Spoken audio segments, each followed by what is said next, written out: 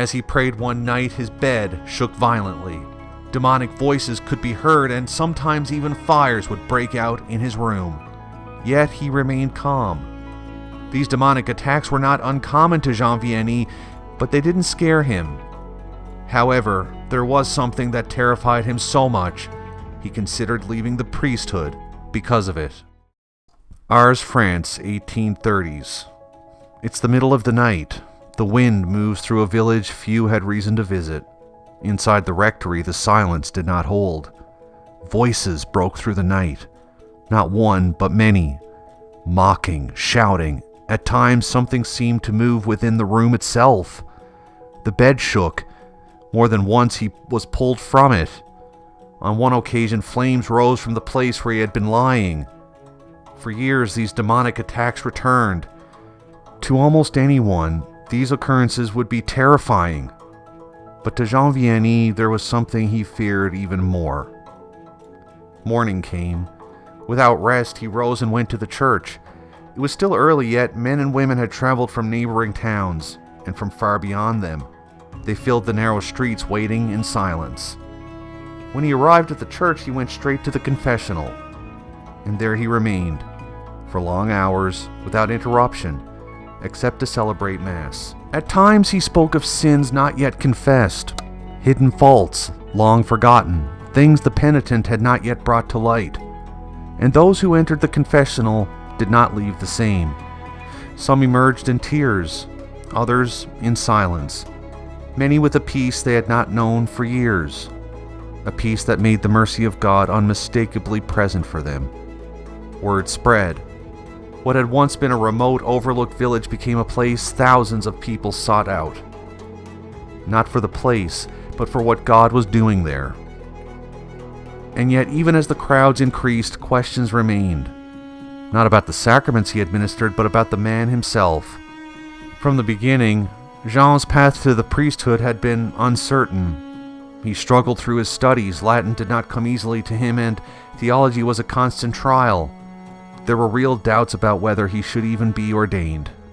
In the end, he was admitted, but barely, and only after the persistent intervention on his behalf, particularly by a priest named Father Charles Bally. And when he finally was sent out, it was not to a place of importance. It was to Ars, a village off the main roads, a place largely forgotten where little was expected.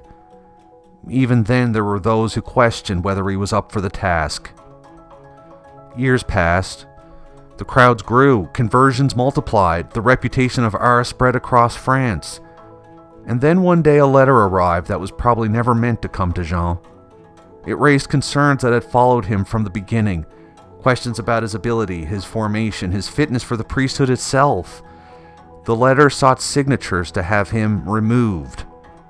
Jean read it. Rather than become upset, he, without hesitation, signed it himself. For the doubts that others expressed had never been foreign to him. To those who came to him, the priesthood he exercised bore extraordinary fruit. But to Jean, the priesthood itself was something far greater than anything he saw in his own life. The priesthood, he said, is the love of the heart of Jesus. To stand in that place, to offer the sacrifice of the Mass, to absolve sins in the name of Christ was, in his eyes, something so immense that it left him with a single persistent fear that he might be unworthy of it. The devil could fill the night with noise, cause disturbances, and shake the room, but Jean was not afraid of the devil. What troubled him was that he might fail the souls entrusted to him, that he might stand in the place of Jesus and fall short. If I had known what it was to be a priest, he once said, I would have died rather than become one. So convinced was he of his own inadequacy that one night he made the decision to leave and set out before dawn. The village remained asleep behind him as he walked along the narrow road leading away from Ars. He believed the people would be better off served by someone else. He intended to disappear into obscurity. But by morning, his absence was discovered. The news spread quickly and people went out in search of him. They found him on the road, already some distance from the village, but would not let him go. They pleaded with him, they insisted, and finally, they brought him back. Jean returned to Ars, not because he had come to believe in himself, but because he believed that God had placed him there, and that it was not for him to leave his flock. The years continued, the crowds did not diminish, the confessional remained full, the nights did not grow quiet, and the doubts never fully left him. "I am only a poor, ignorant man," he would say. Jean Vianney did not trust his own ability, but he entrusted himself entirely to God and remained where he had been placed, serving faithfully even in the shadow of his own doubts. In 1925, Jean Vianney was canonized by Pope Pius XI, during which he made the following comments about the saint. For a span of 40 years in the tribunal of penance, he proved himself a counselor, a consoler of the afflicted, a physician of souls weighed down by sin, and a guide to every form of perfection.